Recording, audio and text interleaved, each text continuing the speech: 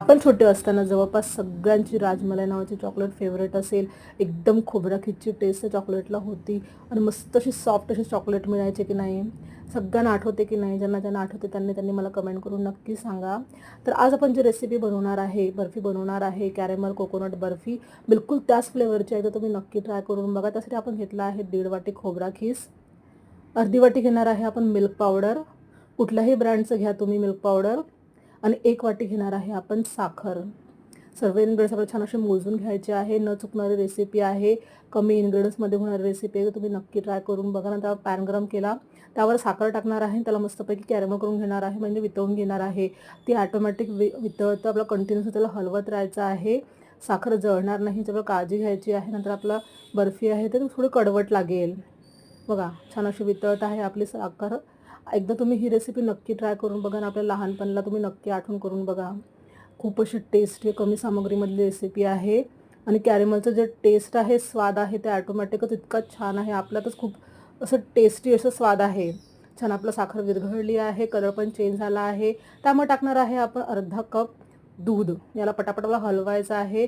दूध उकळायला येतं आणि हातावर पण ते उडतं, त्यामुळे आपल्याला सांभाळून करायचं आहे. आणि त्या टाकणार आहे आपण 1.5 वाटी जे आपण खोबराकीस काढून घेतलं होतं ते टाकणार आहे. त्याला कंटिन्युअसली आपण हलवत राहणार आहे.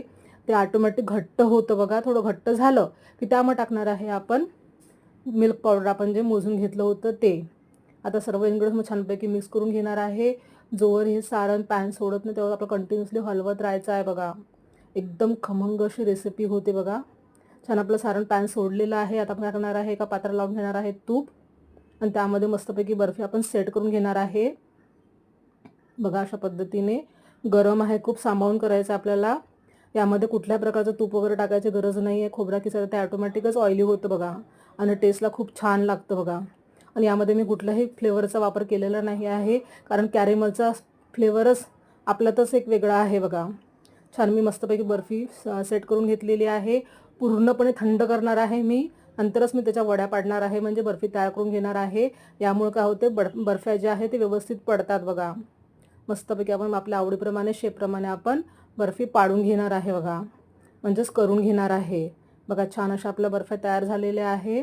एकदा तुम्ही नक्की ट्राय करून बघा आणि आपल्या लहानपणाला आठवण करून बघा. एकदम राजमलाईच्या चॉकलेटसारखीच टेस्ट लागतं बघायची. बघा छान अशा आपल्या बर्फ्या झालेल्या आहे. मी तुम्हाला काढून दाखवते. एकदम सॉफ्ट अशी बर्फी आहे.